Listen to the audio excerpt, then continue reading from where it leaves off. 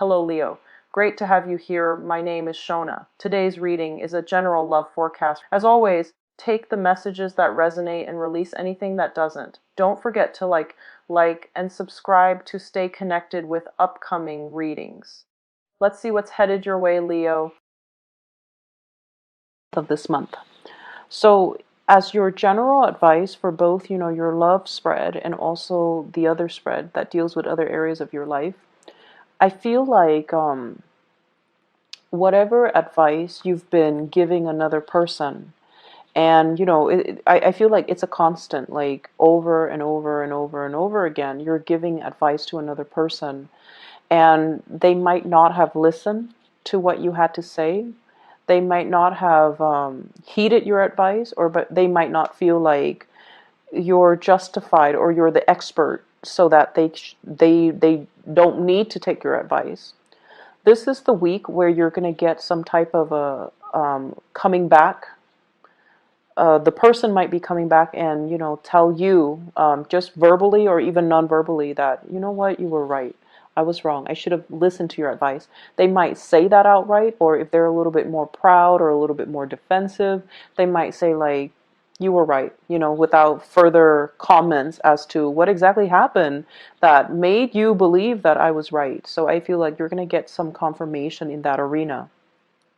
I see it in your love relationships. I also see that energy playing out in friendships, family relationships as well. And I see it playing out in your professional environment as well. And I feel like the best strategy for you is to kind of just, stand there and look, okay, for this week. Don't beat a dead horse. So that means, don't, if they're refusing to listen, just kind of let them go on their merry way, because sooner or later they're going to come to the realization that you were right. And then I also feel an element here about not gloating. I don't feel that you're going to do that, because when you give advice, it does come from the heart.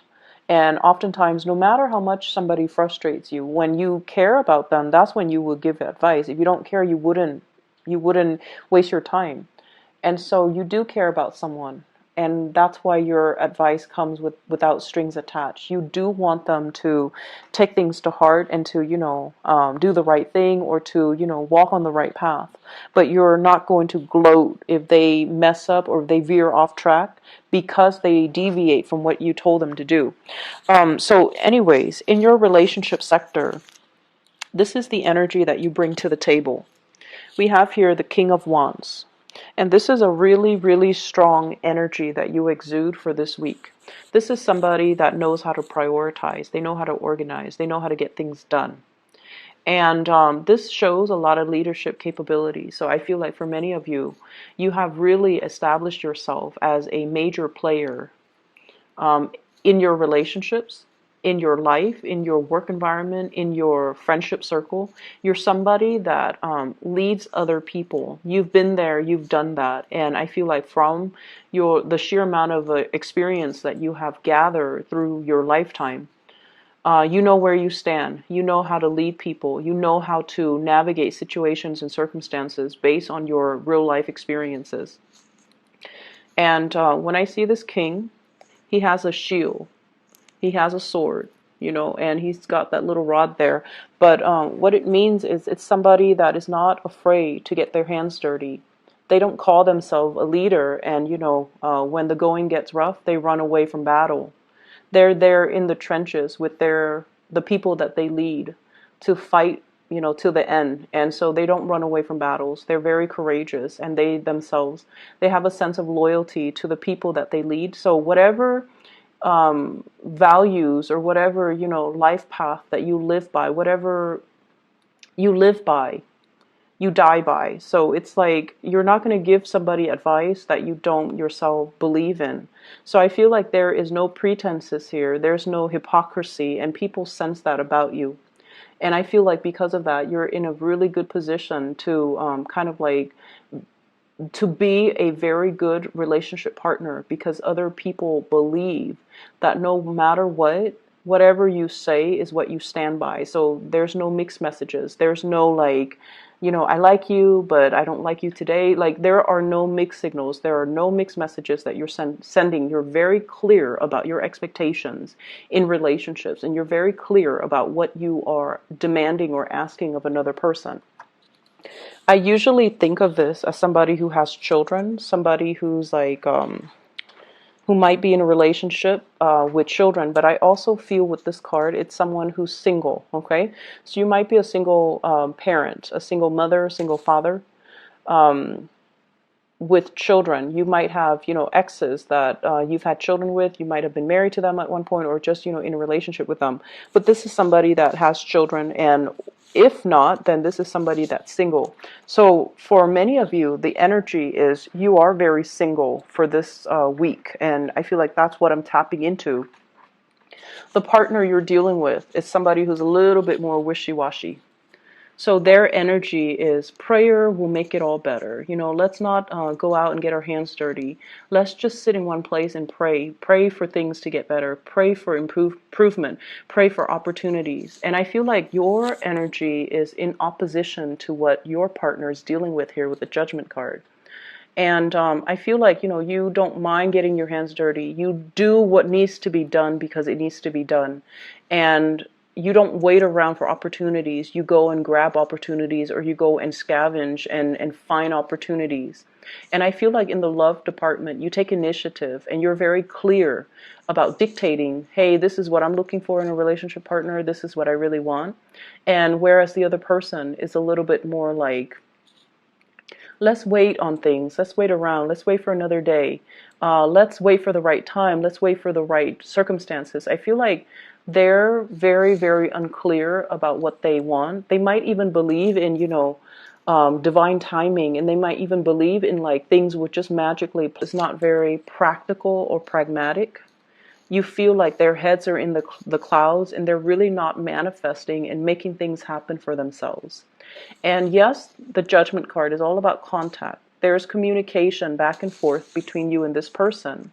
But I also feel like you have given them advice. You have told them, you should do this, you should do that. And they're like, no, let's wait. Let's just, let me sort things out on my end. Or, let me just do this other thing. And they never get around to doing what they're supposed to, or they never get around to doing what you have advised them or counseled them on. And as a result of it, dealing with them can be a little bit frustrating because they're not taking the initiative. They're not as grounded, and they don't grab opportunities when opportunities come calling. And so they let a lot of opportunities pass them by.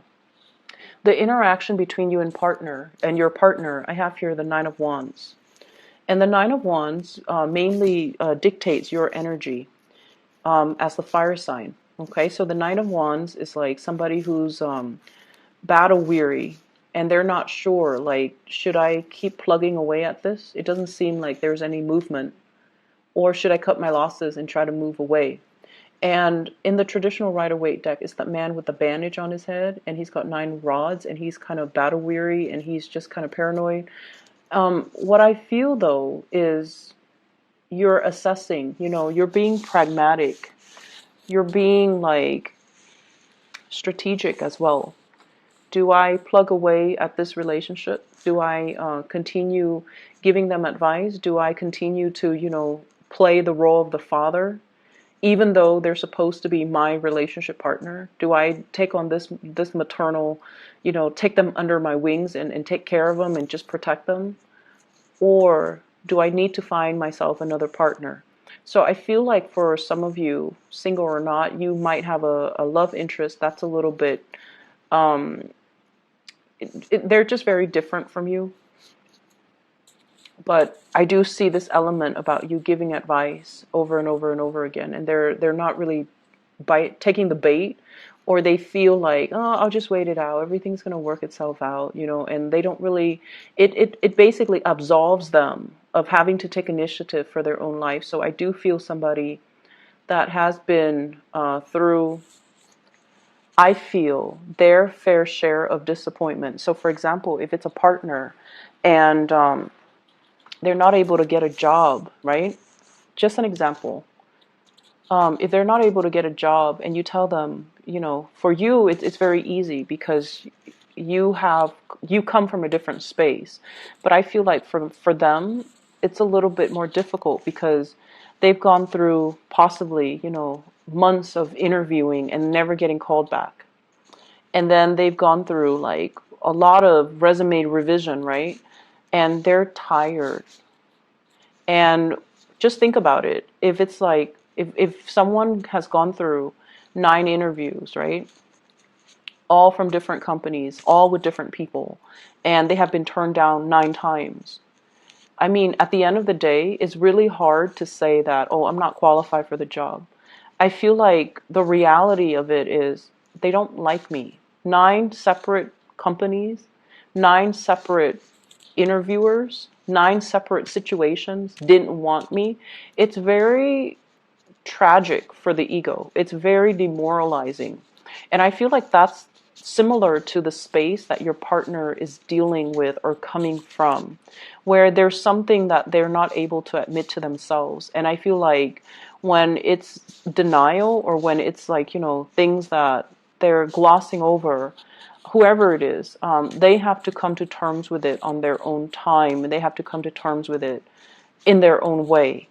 And so you can talk and advise and tell them to your blue in the face, but until they're able to admit these certain things about themselves, it's really hard for them to make changes, right? It's really hard for us to make changes when we're in denial. And so I feel like, for some of you, this might play out in the realm of, my partner is not able to get a job. And I told my partner, do this, do that, but they're not listening, and you're getting frustrated. And I just want you to understand what your partner's dealing with potentially. And then for others, it's sort of like you might have a partner that's very naive, and their head is just in the clouds. They're distracted. They might seem like they're always, they're always late. They don't seem like, they might be always late. They might be very, very just,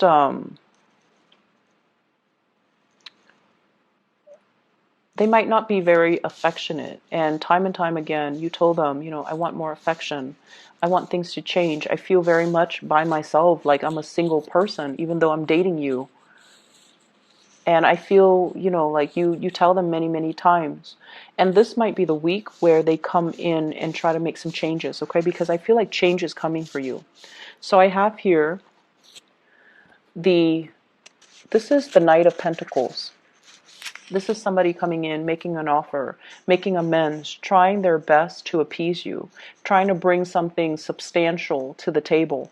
So if it's a partner who has been out on their luck when it comes to work, they're going to hear good news. And I feel like that's going to help them, because they're going to either take your advice or do something to initiate things from their end. Either way, taking your advice so that they can get things started in their own life, okay?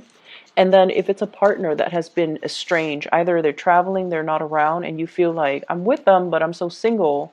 I'm with them, but I feel like I'm just single because they're not giving me the affection, the attention. They're not physically here. They're coming back into the picture with good news. They've done a lot of work on themselves, and I feel like sometimes it takes that distance away from the people and the things that we love and the things and the people that we're familiar with, for us to make some changes, for us to really see ourselves from a different context, in order to know what we need to figure out, in order to know what we need to work on, in order to know what we need to change about ourselves. So I feel like there's a realization coming through.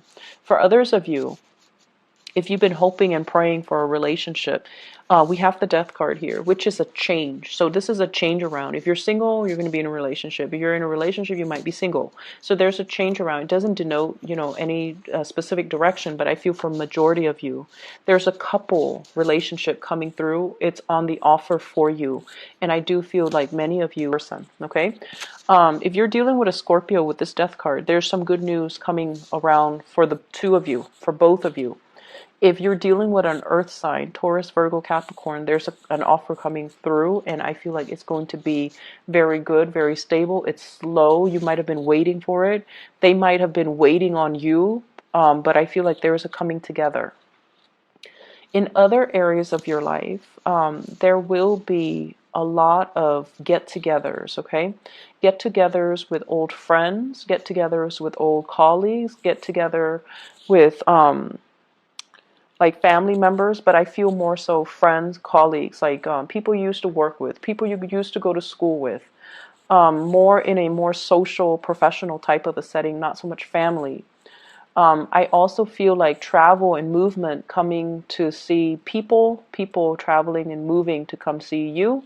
And I feel like these are long-standing, significant friendships, okay? I feel like these people have been around with you through a very important milestone in your life. And I say that because of the Six of Cups. This is a flashback from the past, walking down memory lane, recalling, like a lot of fun times between you and another person. And I'm always drawn to this tear, the person is crying.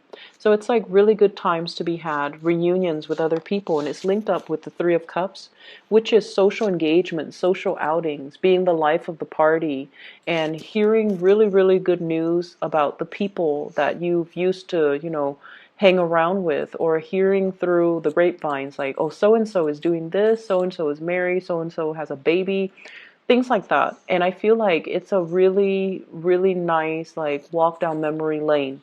And I do see social engagement happening for you guys, where you're going to run into people from your past. All are good people. I don't see like, the past coming back to haunt you. And I feel overall you have so much career and achievements, and just positivity in your financial and professional sector, that sometimes when we don't want to go to high school reunions, or we don't really want to meet up with old friends if we feel like we haven't made it, right? Some of us, and I feel for you guys especially, the fixed signs, you, Scorpio, Taurus, and Aquarius, you want your career to speak for you. You want to be like, hey, the envy of the party. And I feel like if you haven't made it professionally, you're very weary about these reunions. But I feel like right now you're in a good space. You're where you need to be professionally. A lot of doors are opening for you. So you're at a point where you're like, okay, I'll be there. I'll be at this reunion. I want to talk about what I'm doing. I want to talk about these projects I'm handling. I want to talk about all my responsibilities that people entrust me with. Not in the spirit of bragging, but in the spirit of, I'm really proud of the person that I am today. I'm really proud that despite everything that I've been through, that, I made it. And I'm entrusted with a lot of responsibilities. I'm seen as someone who's competent, and I've created a name for myself. So I feel like you're going to be the life of the party, and you're going to be, you're going to have a lot to offer. You're going to have a lot to say, and you're going to have a lot of people admiring you, and possibly even envious, but not in a bad way. They're not jealous and vindictive. I feel like they look at your life with envy, and they're going to just be really glad, or just to be very happy for you, okay?